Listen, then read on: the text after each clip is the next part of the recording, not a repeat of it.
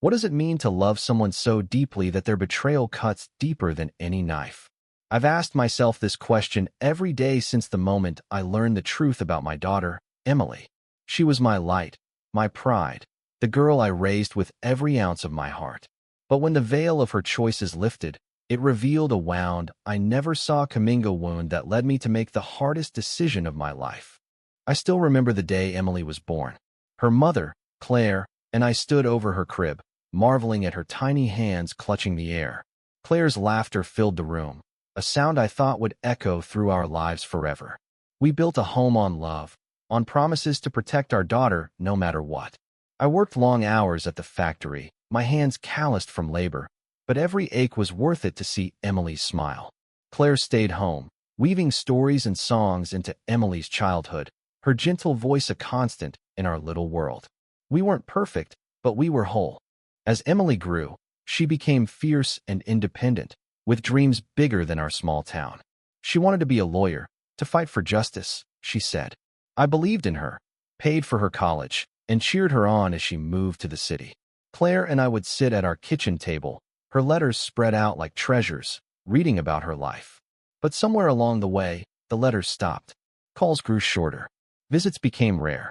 I told myself it was just life pulling her away, but Claire sensed something deeper.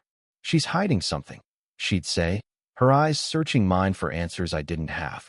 Then came the day that shattered everything. Claire had been sick for months, her body weakening under a disease we couldn't afford to fight. I begged Emily to come home, to see her mother before it was too late. She promised she would. But weeks passed, and she didn't show. Claire clung to hope, whispering Emily's name in her final days. When Claire passed, I stood by her bedside, holding her hand, my heart breaking not just for her, but for the absence of our daughter. Emily didn't even come to the funeral. Months later, I learned why. Emily had been living a double life. She'd fallen in with a crowd that fed her ambition but stripped her of loyalty.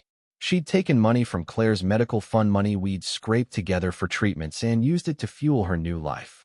She'd lied to us, to her mother, who died waiting for her. The betrayal wasn't just a choice. It was a theft of the love we'd given her. I confronted her, my voice shaking with rage and grief. She cried, said she was sorry, but her words felt hollow. How do you forgive someone who let their mother die alone? When Emily announced her engagement, I felt a flicker of hope. Maybe this was her chance to make things right. She called, her voice bright with excitement, asking me to walk her down the aisle. I wanted to say yes, to hold on to the image of my little girl in a white dress, her arm in mine. But every time I pictured it, I saw Claire's face, pale and waiting, her hope fading with every unanswered call. I couldn't do it. I couldn't pretend the past hadn't happened. No, Emily, I said, my voice steady despite the ache in my chest. I can't walk you down the aisle. Not after what you did. The wedding day came, and I stayed home. Friends called me cruel, said I was punishing her. Maybe I was.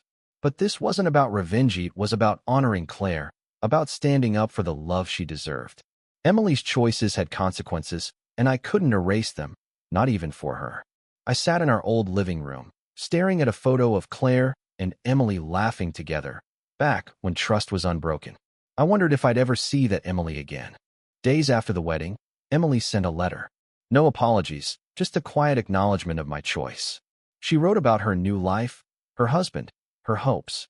For the first time, I saw a glimpse of the girl I raised, the one who dreamed of justice. I don't know if we'll ever rebuild what we lost, but I keep her letter on the table, next to Claire's photo. Maybe one day, we'll find a way to forgive. Maybe one day, I'll understand why she broke us. For now, I carry the weight of my decision, knowing it was the only way to honor the woman who gave us everything. Love is a fragile thing, easily shattered by betrayal. But even in the wreckage, there's a stubborn hope that refuses to die. I hold on to that hope, for Emily, for Claire, for the family we once were. Because even when trust is broken, love lingers, waiting for a chance to heal.